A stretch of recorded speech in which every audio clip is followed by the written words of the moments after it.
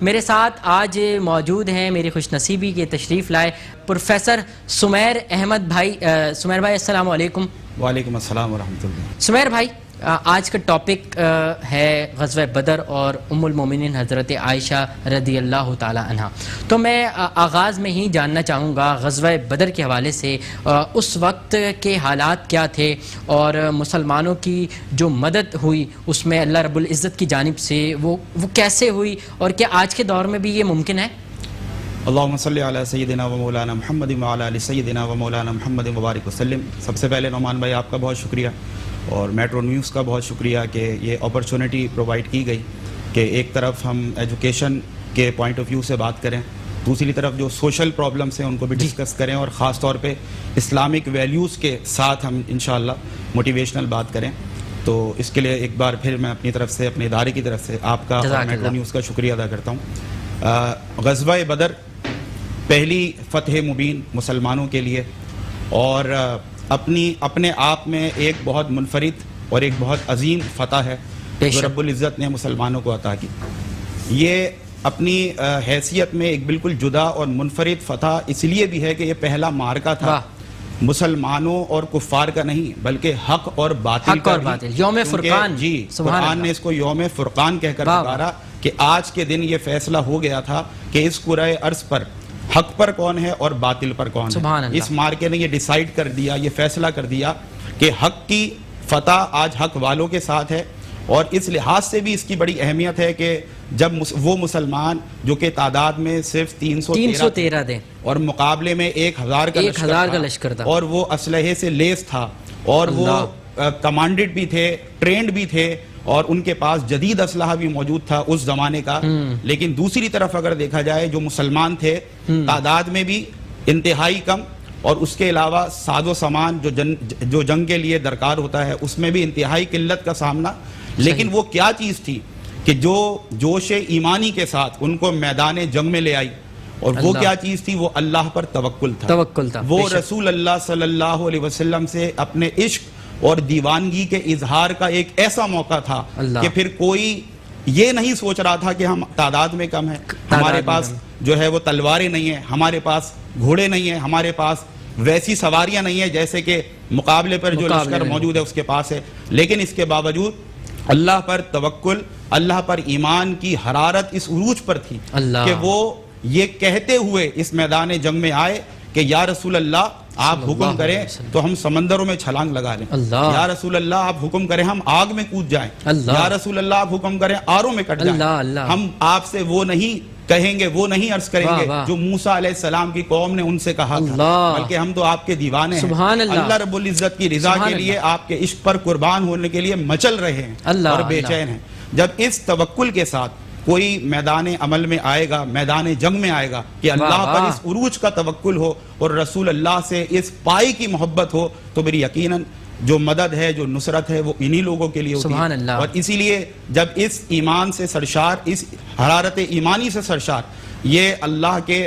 بندے اور رسول اللہ کے دیوانے میں غزوہ بدر میں لڑنے کے لیے اترے تو پھر اللہ کی مدد و نصرت بھی ان کے ساتھ ہوئی.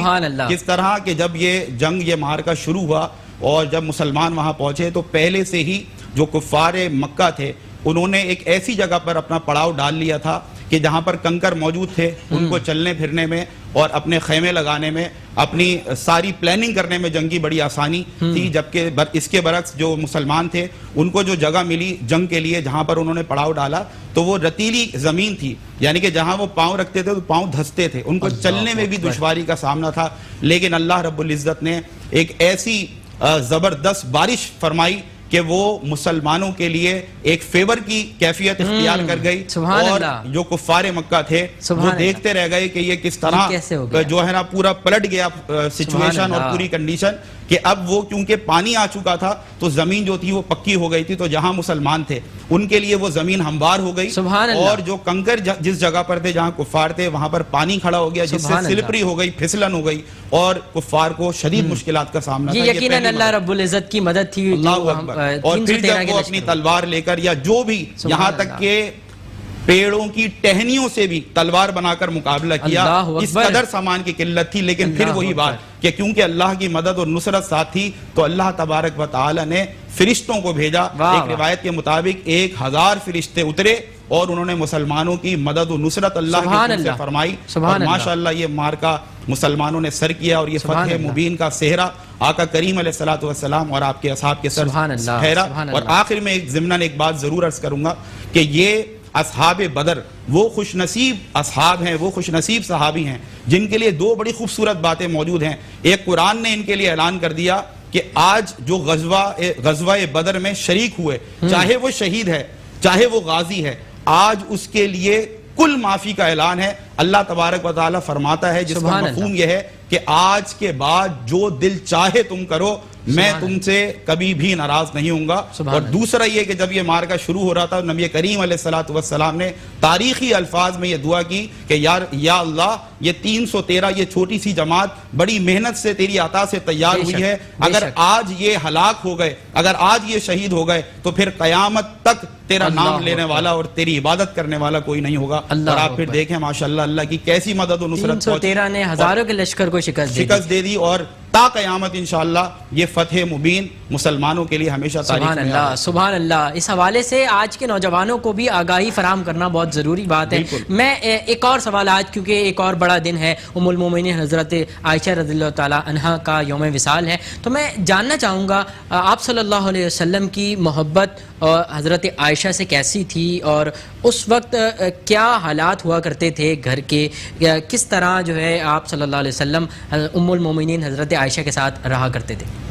نعمان بھائی, first of all I would like to show my gratitude to you کہ آپ نے جو سوال شامل کیا ہے یہ بہت ضرورت ہے آج دور حاضر کے لیے. یعنی کہ آج آپ دیکھیں کہ ہم اپنی ازواج کے ساتھ, ہم اپنی بیویوں کے ساتھ جو سلوک رکھا جاتا ہے عام طور پر وہ کس طرح کا ہوتا ہے, لیکن نبی کریم علیہ الصلوۃ والسلام نے جو پرنسپل سیٹ کیے, جو تعلیمات ہمیں دیں, وہ کس قدر اس کے برعکس ہیں جو آج ہم اپنے معاشرے میں دیکھ رہے ہیں. حضرت اماں عائشہ صدیقہ رضی اللہ تعالی عنہا سے نبی کریم علیہ الصلوۃ والسلام اس قدر محبت فرماتے, اس قدر عشق فرماتے کہ جب آپ کھانا کھانے کے لیے ان کے ساتھ بیٹھتے تو لقمے بنا کر اپنی زوجہ حضرت اماں عائشہ صدیقہ رضی اللہ تعالی عنہ کے منہ میں دیتے.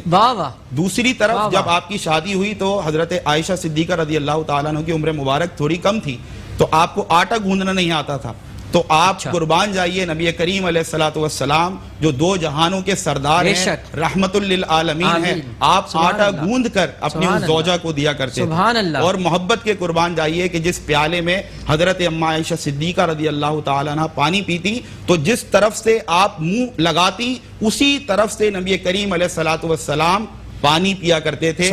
اور ایک اور بڑی زبردست بات میں یہاں پر ضرور اس گفتگو میں شامل کروں گا کہ آپ نے حضرت عائشہ صدیقہ رضی اللہ تعالی عنہا کی دلجوئی کے لیے یہاں تک کیا کہ ایک بار ایک سفر سے واپسی میں نبی کریم صلی اللہ علیہ وسلم حضرت اماں عائشہ صدیقہ رضی اللہ تعالی عنہ کے ساتھ تھے. آپ نے فرمایا کہ اے میرے صحابیوں ذرا تیزی دکھاؤ, تیزی. تو صحابہ سمجھ گئے اور تیزی کے ساتھ جو ہے وہ مدینہ کی طرف دوڑ لگا دی اور وہ آگے نکل گئے. اور پیچھے حضرت نبی کریم علیہ الصلوۃ والسلام حضرت اماں عائشہ صدیقہ رضی اللہ تعالیٰ عنہ جب بچے تو آپ صلی اللہ علیہ وسلم نے حضرت اماں عائشہ صدیقہ رضی اللہ تعالیٰ عنہ سے فرمایا کہ اے عائشہ ہم دوڑ نہ لگائیں, اللہ اکبر, ہم دوڑ نہ لگائیں. تو باقاعدہ آپ علیہ الصلوۃ والسلام حضرت اماں عائشہ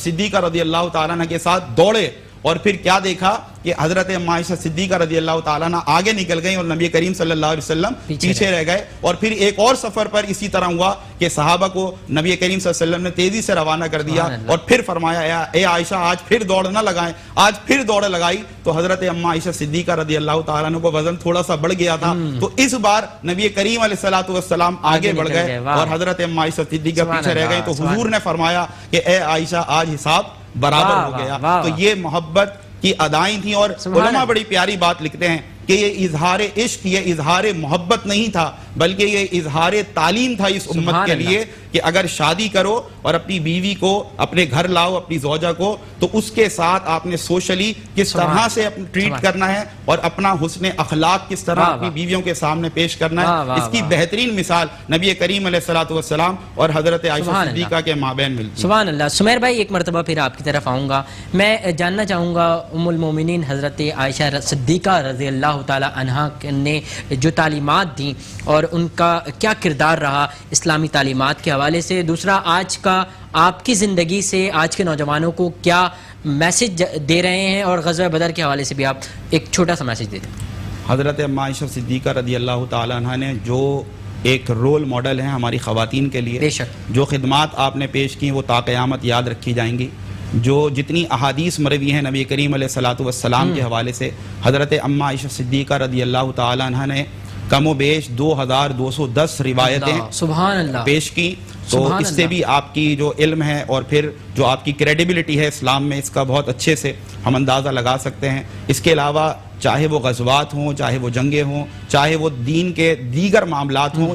چاہے وہ صحابہ کرام رضوان اللہ تعالی علیہم اجمعین کا آپ کی بارگاہ میں آ کر آپ سے تعلیم حاصل کرنا ہو، آپ زندگی کے جس شعبے میں آپ دیکھیں گے تو حضرت عائشہ صدیقہ رضی اللہ تعالی عنہ ایک رول ماڈل نظر آتی ہیں، نہ کہ صرف خواتین کے لیے بلکہ تمام مردوں کے لیے بھی، کہ جس انداز سے آپ نے اس دین اسلام کی خدمت کی۔ غزوہ بدر کے حوالے سے اگر میں کہوں کہ آج کے نوجوانوں میں کیا آپ دیں گے اس کے حوالے سے؟ بہترین میسج تو دیکھیں یہ ہے کہ آج بھی اگر ہم اللہ تبارک و تعالی کی ذات پر توکل رکھیں اور اپنے ایمان کو مضبوط کریں، جو ایمان کی کمزوری ہے، توکل کی کمزوری ہے، بہت سارے مسائل میں سمجھتا ہوں کہ اسی لیے ہیں کہ ہمارا ایمان کمزور ہو چکا ہے، اللہ پر ہمارا توکل کمزور ہو چکا ہے۔ تو ایک موٹیویشن جو ہم یہاں پر یوتھ کو دے سکتے ہیں، نوجوان جو ہمیں دیکھ رہے ہیں ہم ان کو دے سکتے ہیں کہ آج بھی اگر آپ اللہ پر توکل کریں، آج بھی اپنے ایمان کو اگر آپ حرارت دیں اور پھر آپ صراط مستقیم پر چلنے کی کوشش کریں، تو آپ دیکھیے گا جہاں آپ قدم رکھیں گے